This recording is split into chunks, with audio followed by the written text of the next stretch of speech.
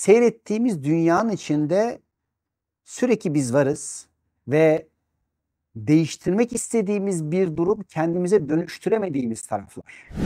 Akıllı insanların yani uslu insanların bir araya gelip de oluşturduğu şeyin adı Ulu Us, Ulu Us topluluğu.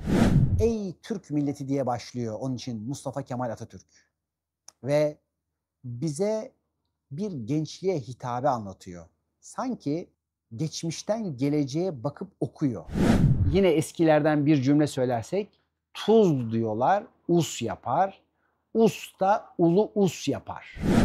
Dolar ya da dolarda ne oluyorsa bunu takip ettiğinde aslında nerede savaş gibi bir şey var ama arkasında aslında parayla tezgahlanan bir şey var. Nerede siyasi bir konu var ama arkasında aslında bir cambaza bak var. Her birimiz kendimizden sorumlu, kendimizi bilmek, kendimizi anlamak, bu hayata doğru şekilde fayda ile akmak mecburiyetindeyiz. Eğer ülkemizi, hayatımızı, dünyamızı daha iyi bir hale getireceksek.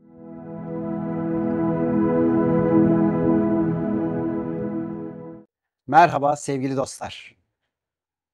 Bugün sizlerle birlikte Ulu Us nedir? Bununla ilgili bir sohbet yapacağız. Diyeceksiniz ki biz devlet, millet, hükümet, işte ulus ya da işte küresel bir sürü şey kavramlar duyduk ama bugün gelin birlikte bazı kavramları birlikte güzel bir şekilde aktaralım. Ve bir taraftan güncel olaylar, bir taraftan tarih, bir taraftan birçoğumuzun biliyorum zannettiği konu ve kavramları farklı açılardan da görebilmek üzere bu programın her birimize fayda vereceğini düşünüyorum. Tabii biz şu anda aslında bir çocuk ve gençlik kampının içindeyiz. Yarın sabah başlıyor. Onun için bu programı yapayım dedim. Bu konuyu güzel bir şekilde bir rafa koyalım. Ve her birimiz bu konuyla ilgili de yeni algılamalar, yeni farkındalıklarla yeni döneme başlayalım. Şimdi her birinize şunu soruyorum. Eğer seyrettiğiniz dünya, çevre, ülke, ulus ve bu ulusları, dünyayı, ülkeyi, belediyeleri, değil mi, şehirleri yöneten yöneticiler sizi yansıtıyorsa siz şehirlerinizin, ülkenizin, dünyanın yönetiminden memnun musunuz? Yani nereye gidiyor ve bu yönetimlerden memnun musunuz? Şimdi birçoğunuzun belki vicdanen ya hadi bizim ülkelerimizin yöneticileri bir araya gelse dünyadaki bütün bu savaşları durduramaz mı? Ya da halkların doğru şekilde yönlendirmesiyle yönetimdeki kişiler bir araya gelse, işte bugünkü diyelim ki Gazze'deki ya da Ukrayna'daki ya da dünyanın çeşitli yerlerindeki hatta bizim Güneydoğumuzdaki birçok yerlerdeki diyelim ki durumu barışa döndüremezler mi? Bu kadar güçsüz ve zayıflar mı zannediyorsunuz? Hayır, yapılabilir. Peki neden dolayı yapılamıyor? Peki yapılamıyor ama bunda sen neredesin? Şimdi eğer her biriniz seyrettiği dünyanın, ülkenin, şehirlerin yönetimlerinden çok memnunsanız tamam, her şey yolunda. Ama birçoğumuz işte diyelim ki ülkelerin ekonomik yönetimlerinden hatta işte diyelim ki yeteri kadar bağımsız olmamalarından, dünyanın yaşadığı hal ve durumlardan, ülkenin kendi ekonomik durumlarınızdan çok memnun değilsiniz. Ya da tamamen gönülden onaylamayanlarınız da var. Yani diyelim ki şu parti bu parti diye değil. Yani herhangi bir partiye oy vereniniz de ister hükümet olsun, ister muhalefet olsun hiç fark etmeden şunu görüyorsunuz ki bazı durumlar yeteri kadar lezzetli ve tatlı gelmiyor. Peki öncelikle şunu soracağız. Bu durumda senin payın ne? Sana anlatılan ne? Ve dünyada gördüğümüz bu durum bize neyi anlatıyor? Onun için ulus nedir? Ulu us nedir? Burayı iyi anlamak, iyi fark etmek ve bağlantılarını kurarak bu kavramlar içerisinde birazcık açılımlar yapacağız. Ve şunu göreceğiz ki aslında seyrettiğimiz dünyanın içinde sürekli biz varız ve değiştirmek istediğimiz bir durum kendimize dönüştüremediğimiz taraflar. Ama bir taraftan şimdi doğru tespitler de yapalım. Hani derler ya, yani biz kendimizi arayıp bulacağız. Hani Nasrettin Hoca'nın dediği gibi hırsızın hiç mi kabahati yok? Yani diyelim ki yöneticilerin ülkeyi, dünyayı, şehirleri, apartmanları, değil mi? Dünyanın birçok yerindeki yönetim kadrolarının içerisindeki insanların hiçbir bir kabahati yok. O ayrı bir konu. Gerçekten onları da tespit etmemiz ve doğru bir şekilde üzerimize düşen sorumlulukları vaktiyle yapmış olmamız da çok önemli. Ama diğer taraftan hayat aynasına baktığımızda şunu görüyoruz ki özellikle dünyada son yıllarda çok hızlı bir şekilde halkların paralarında erimeler var. Ki biz bunu hani 2020-2021 itibariyle yaptığımız özellikle para çalışmaları, parayla aranı iyileştir, paran kaç ayar gibi çalışmalarımızda anlattık ki dünyadaki halkların ellerindeki servetler, paralar bir şekilde bir bakıyorsunuz ki yavaş yavaş erimeye başlamış. Peki diğer taraftan da şu var. Hani birilerine mutlaka bu para, bu enerji gidiyor olmalı.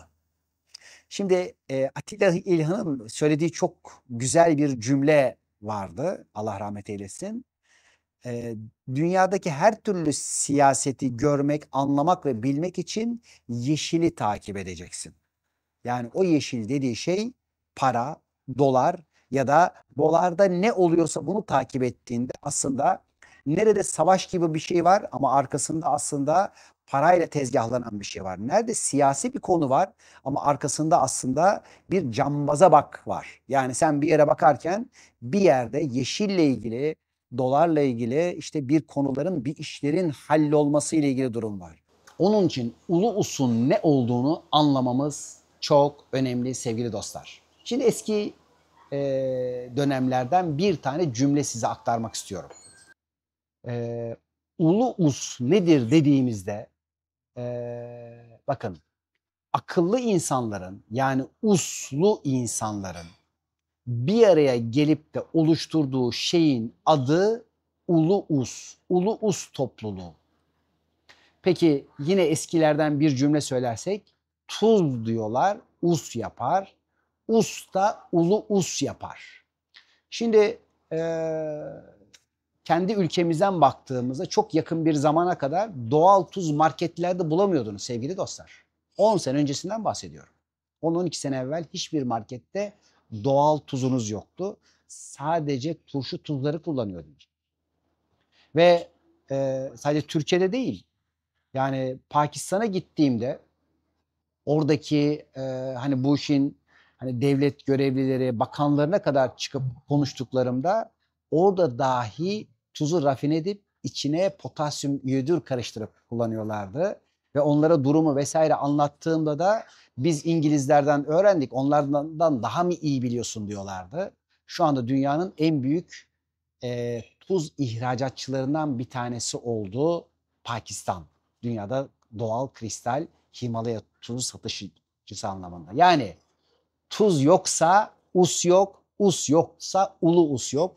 Ve bugün de birçok yerlerde biliyoruz ki aman tuz yemeyin, tuz yasaklanıyor. Yani elektrolit dengeniz bozulsun.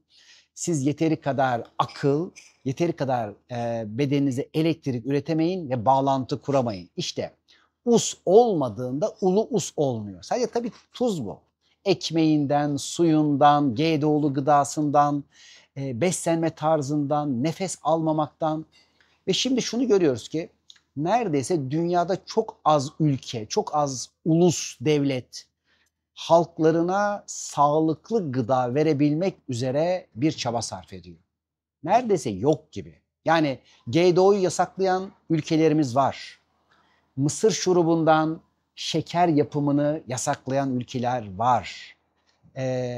Ve bunlarla ilgili hani evet diyelim ki belli tarım ilaçlarını yasaklayan ülkeler var. Tohum konusunda hani geleneksel atalık tohumları serbest bırakan ülkeler var mı? Var. Peki bizim ülkemizde bunlar var mı? Yolda. Henüz yok ama olacak.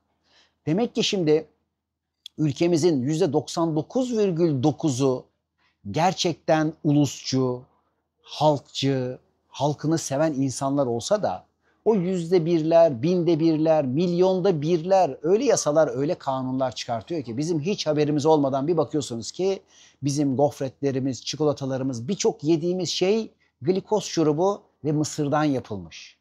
Oysa ki biz daha diyoruz ki sağlıklı tuz yapacağız, sağlıklı gıda yapacağız. İşte gidiyoruz binlerce dönüm Türkiye'nin dört bir tarafında atalık tohum buğdaylar ekiyoruz. Birçok yerlerde işte diyelim ki tohumlarımızı çiftçilerimize dağıtıyoruz. Artık yani iş bizden geçti. Biz sadece gelen artık ürünleri yiyoruz çok şükür. Fakat bir taraftan halkımız bilinçlenmeye başlıyor. Çok küçük oranda da olsa ve ulus olmanın yani akıllı topluluklar olabilmenin yoluna girmeye başlıyor. Binde birler. Ama işte o küçücük bir şeyle başlıyor bu. Ve bugün e, dediğimiz gibi yönetime gelen sorumlulukları olan kişilerin tabii ki yapması gereken bir sürü özellikle sorumluluk, bir sürü yapması gereken şeyler var. Ama onlar bilse de bilmese de bizlerin işte bu ülkenin vatandaşları olarak onları hatırlatmamız lazım.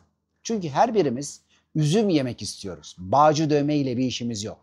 O anda hükümet kimse, o anda yönetimde kim varsa onlara doğru şekilde hatırlatmalar yapmak her birimizin görevi. Hatta bir de bu hatırlatmaları yaparken onları da dua ederek yolları açılsın.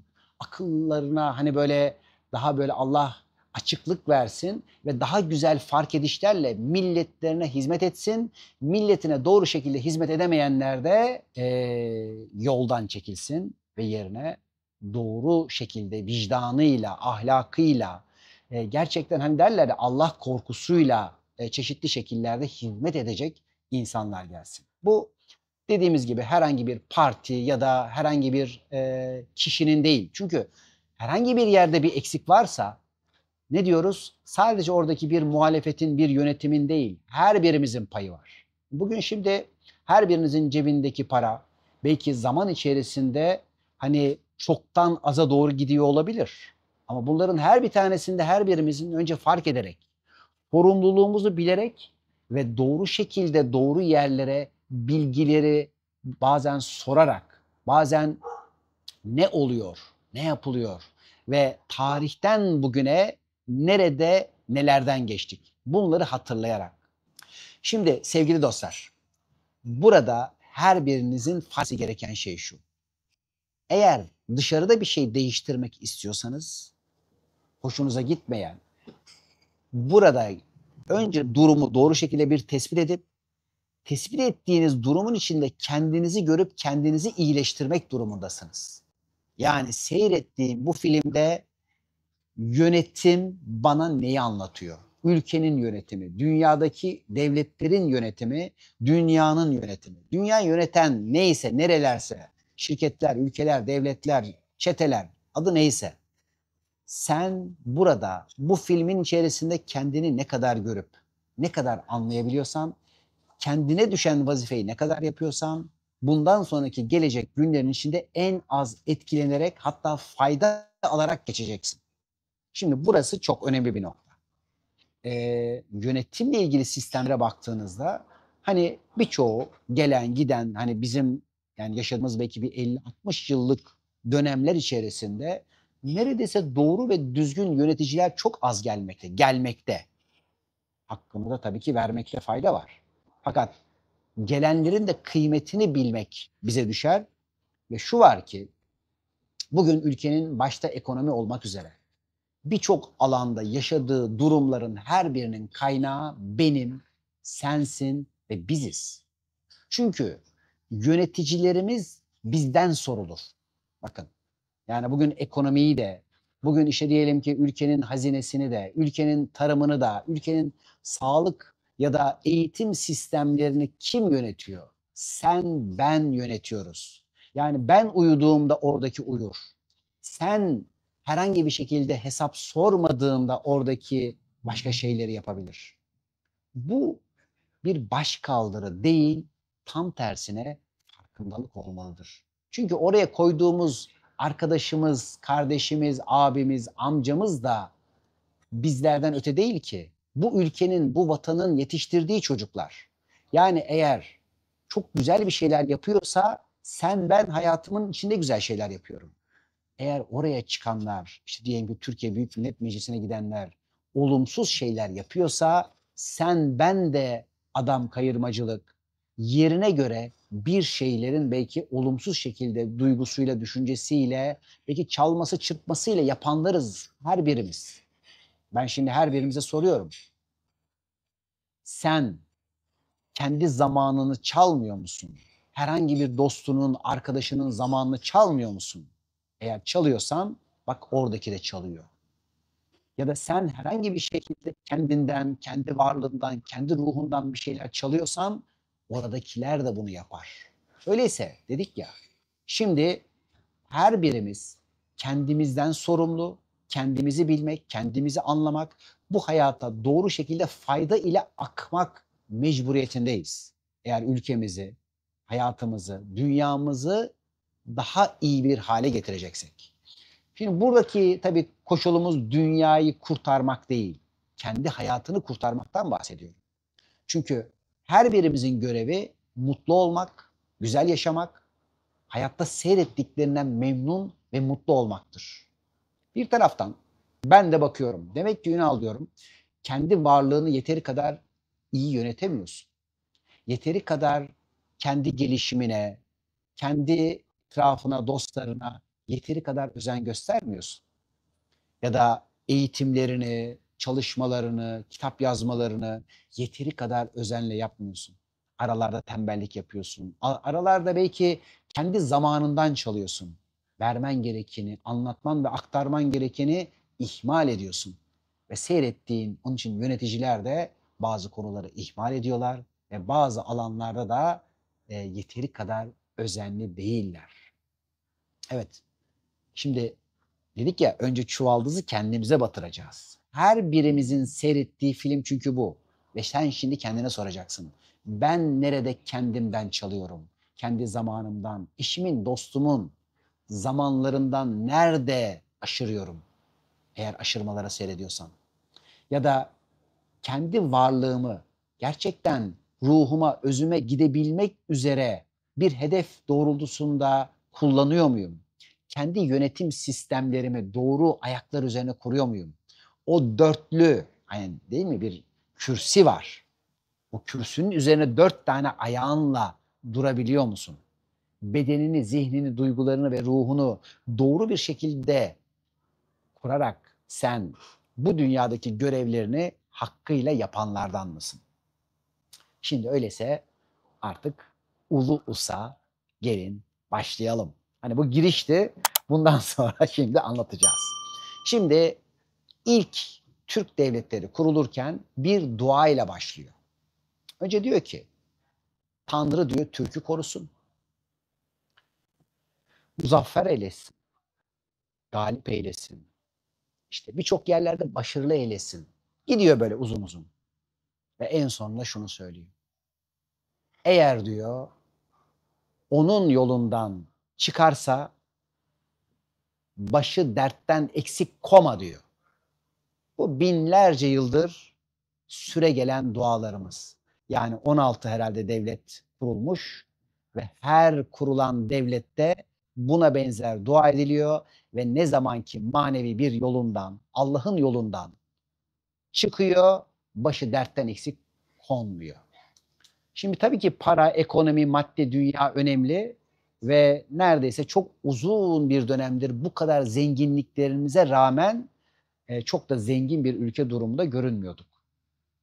Yani aynı senin gibi bu kadar zenginliğin, bu kadar içeride bolluğun, sana verilmiş olan bir sürü tatlar ve lezzetler varken sen ne yapıyordun?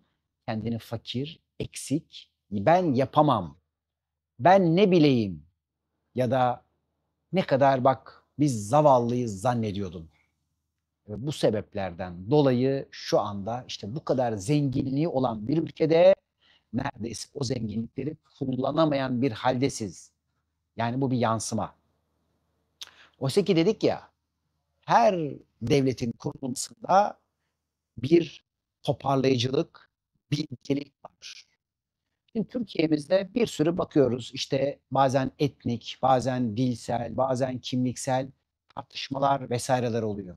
Oysa ki ben şimdi burada her birimize birkaç tane şey hatırlatmak istiyorum.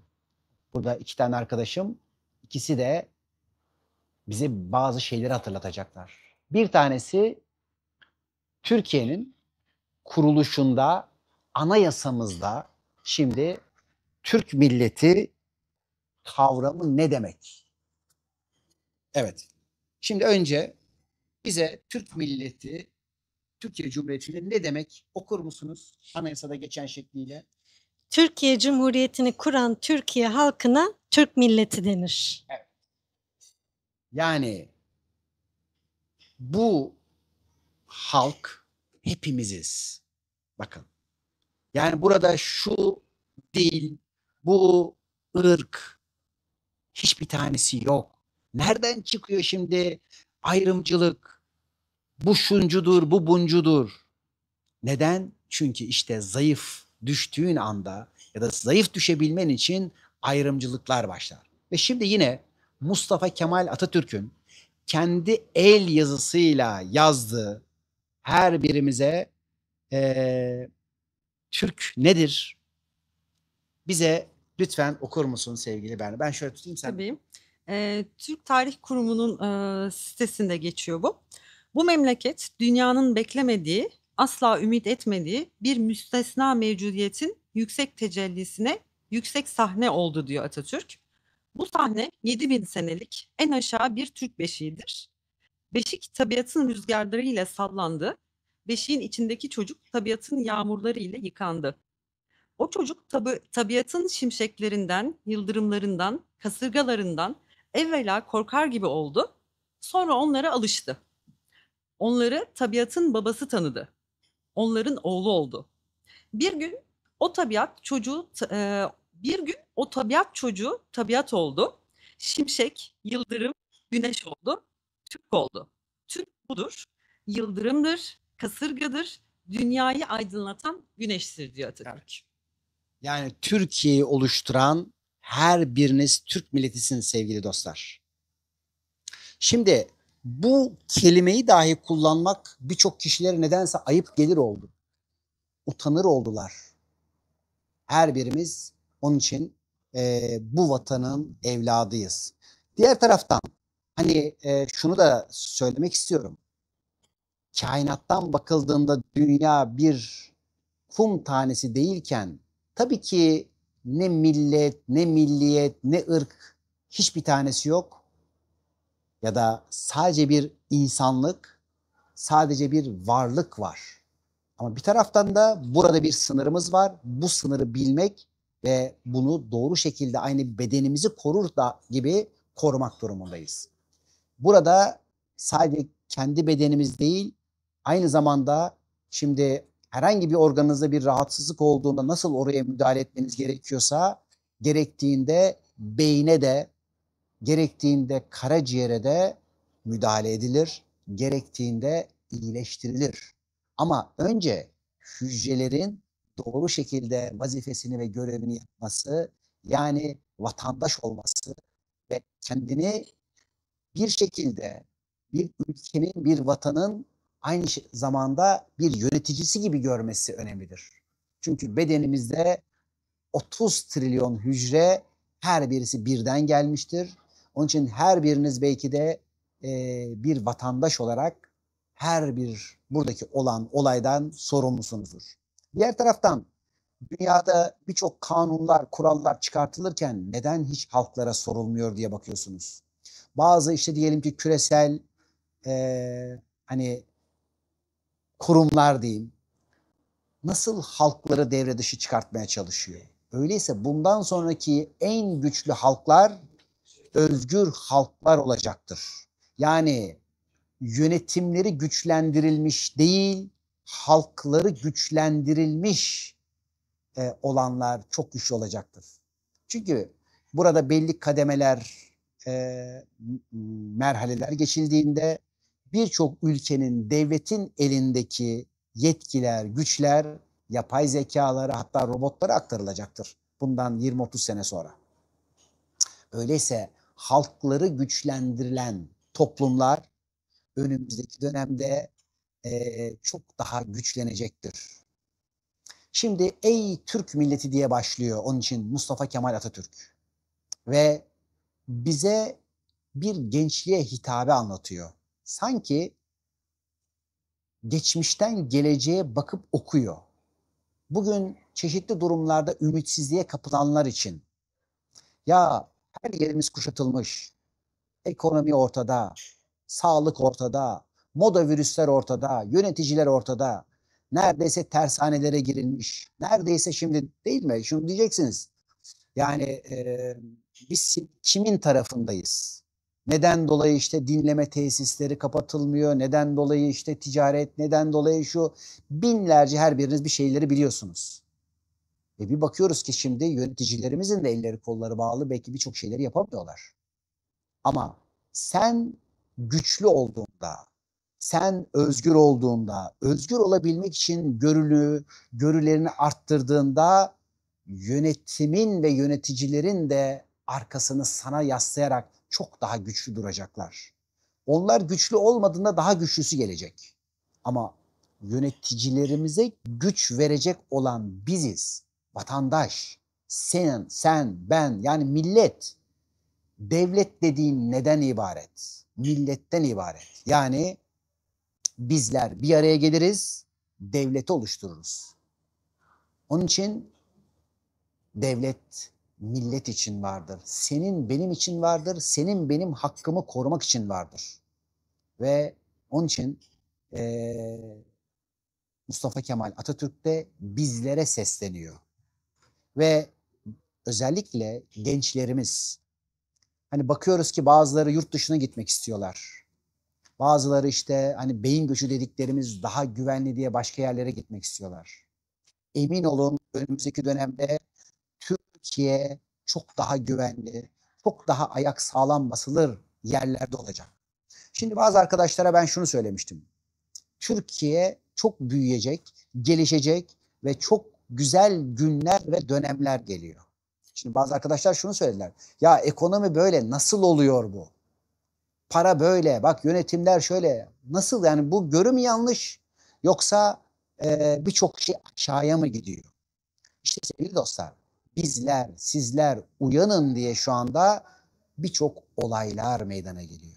Evet, parada, ekonomide hani ve birçok yerde sıkıştırılıyorsunuz.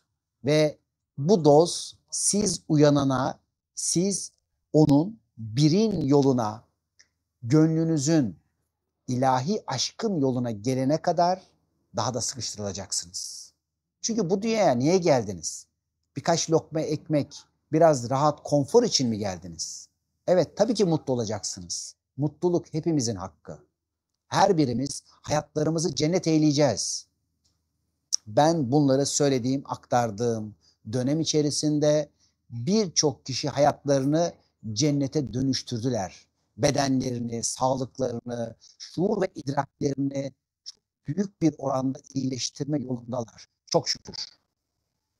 Diğer taraftan her birimiz bunu yapabiliriz. Bunu yapabilecek güç her birinize verildi. Onun için damarlarınıza dolaşan kan, evet, yani buradaki tur, kişi, yani ışığın, nurun, ta Mu'dan, ta işte diyelim ki Uygur'dan, Tibet'ten, bütün Kafkasya'dan, bütün Anadolu'nun dört bir tarafından, hani sadece yine diyoruz, bu bir ırk olarak değil, bilginin, Uygurluğun, uygarlığın ve buradaki her birinize genlerinde, Anadolu coğrafyasında Musevi'nin, Hristiyan'ın, işte Müslüman'ın her birinin kanlarında gezmekte. Bu coğrafyanın içerisinde yaşayan her birinizde. Çünkü ne kadar genetik çoğalım var, ne kadar çok farklı farklı genlerden birleşim var, o kadar daha zeki, o kadar daha akıllı ve o kadar daha ileri gidilir. Her birinize bir tane soru sormak istiyorum. Birçoğunuz şu kavramı duydunuz. O da şudur ki geçmişte yaşanan olaylar, durumlar şuur altına itilir ve şuur altına biriktirilir ve bunlar bir şekilde insanı yönetir, bir sürü konu ve kavramlar üzerinde de etkilidir. Peki, geçmiş şuur altısı olduğu kadar gelecek şuur altısı da var mıdır? Gelecekte olan, olmuş olan olayların da şuur altınızda izleri var mıdır? Bu soruyu sorduk ve şimdi şu bilgiyi aktarmak istiyorum. Neden dolayı işte birçok yerde Anadolu'dan, Anadolu'nun Hristiyanından, mesela Anadolu'nun çok enteresan Musevileri de İsrail'de kabul görmüyor. Anadolu'nun Hristiyanları, Ermenileri Ermenistan'da kabul görmüyor sevgili dostlar. Anadolu'nun birçok insanı, Türk'ü, Müslümanı gidin birçok yerde kabul görmüyor. Neden? Bu soruyu bütün vatandaşlarımıza soruyorum. Gittiğiniz yerde hani o adır kuyruklarına ya da hani Avrupa Birliği'ne gireceğiz zannedip de neden almıyorlar zannediyorsunuz? Neden dolayı dünyanın birçok yerlerinde, topluluklarına dışlanıyorsunuz zannediyorsunuz? İşte burada o biraz önceki sorduğumuz sorunun cevabı vardır. Her şey geçmişten geleceğe okunmaz. Bazı şeyler de vardır ki gelecekten geçmişe doğru okunur. Şimdi şunu diyeceksiniz. Peki ne yapalım? Öncelikle kendi bulunduğumuz yerde ayaklarımızı yere sağlam basarak bulunduğumuz yeri okuyalım. Neden bu durumda? Neden bu olaylarla karşılaşıyor? Neden bu süreçten geçiyoruz? Ve bunda benim dahlim ne? Burada ben bana ne anlatıyorum? Yaradan'la muhabbet ettiğimde Yaradan bana ne konuşuyor? Nece konuşuyor? Hayatımdaki olaylar, ülkemin, dünyanın geçtiği bu evrede, bu devrede neler oluyor? İşte bunu biliyorsunuz hayatı okumanın matematiği, aydınlık ile karanlığın dansı gibi birçok atölyelerimizde bu işin matematiğini, alfabesini anlatıyoruz. Önce gelin okuyun. Okuduğunuzda göreceksiniz ki her şey o kadar güzel geliyor ki. Ya olur mu? Dünyada savaşlar var. İçerideki İsrail'i anlattık. Okuyun. Hanginizin içeride İsrail'in eli yok? Hanginiz bunu yapmıyorsunuz? Seyredin ve karar verin. İşte bugün anlatıyoruz. Dünyada olan yönetimsel sorunlarda hanginizin varlığı, kalbi kendini yönetiyor? Hanginiz korku, endişeyle yönetiliyorsunuz? Hanginiz gerçekten vicdanınızla, kalbinizle, sevginizle, güvenle, ilahi aşkla yönetiliyorsunuz? Yani her birimiz layık olduğumuz şekilde yönetiliyoruz. Öyleyse yöneticilerin de, yönetilme şeklin de, yönetiminde yapılanlar da senden sorulur, hayatından sorulur. Onun için sorumluluklarımızı alarak, önce kendi bulunduğumuz o küçücük zannettiğimiz hayatın içerisinde doğru davranmak, ahlakı, o hani edep denilen terbiyemizi, önce kendi sınırlarımızı bilerek, hani şimdi nasıl bileceğiz? Ya trafiğin içinde bak, yürürken bak, herhangi bir yerde kendi alanına müdahale etmeye çalışan insanlara bak ve sen de nerelerde kimlere müdahale ediyorsun bunlara bak. Bunların her birinden çık ve bir saygıyla hayata, hayatındakilere gerçekten o saygının çizgisiyle sorumluluklarını bilerek bak ve ak. Ve göreceğiz ki her birimizin bireysel olarak önce hayatları iyileşmeye başlayacak. Sen, ben dünyayı değiştirme için gelmedik. Kendi hayatlarımızı iyileştirmek için geldik. Ama bizler hayatlarımızı iyileştirdikçe bu sefer vatandaş olarak yaptığımız bu şey ülkemizi de, yani uslar uslandıkça ulu uslar da uslanır. Ulu usların yöneticileri de uslanır ve onlar da iyileşmek, dönüşmek durumunda kalır. Şimdi birçok kişi bakıyorsunuz ki olan durumdan zaten hani bazen ben ne yapabilirim ki? bazen ya bu düzeni ben mi değiştireceğim? Sen baktığında gördüğün durumdan rahatsızlık duyuyorsan kendini iyileştireceksin. Şimdi bugün tarımımız ortada, sağlık sistemimiz ortada. Şimdi hatırlayın moda virüsler zamanı kapanmaları, şimdi nerelerden ne emirler gelerek o sıvı enjeksiyonlarını ve bunların bugün neredeyse tamamına pardon deniliyor. Sadece Türkiye'de değil, dünyada, Avrupa'da birçok mahkemeler açıldı.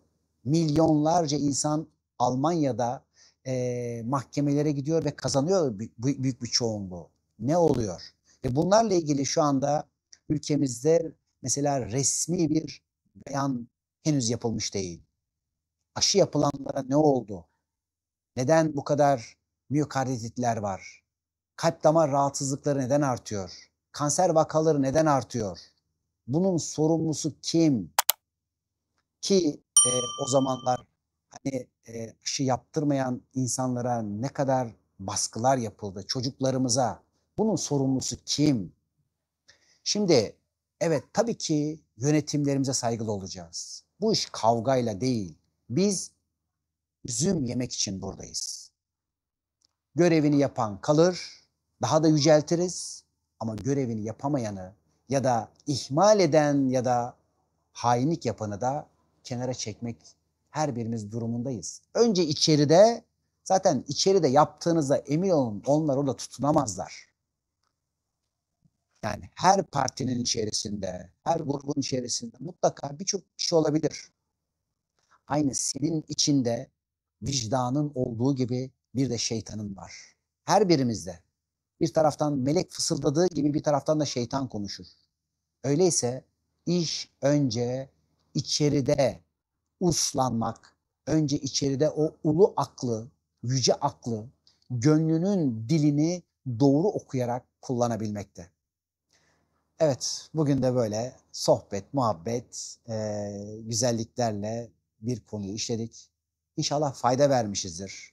Her birimizin aklı başına, yani uslarımız başımızda olsun. Görerek, anlayarak, okuyarak güzel bir hayatın cennet olması dilekleriyle. Hoşça kalın sevgili dostlarımız.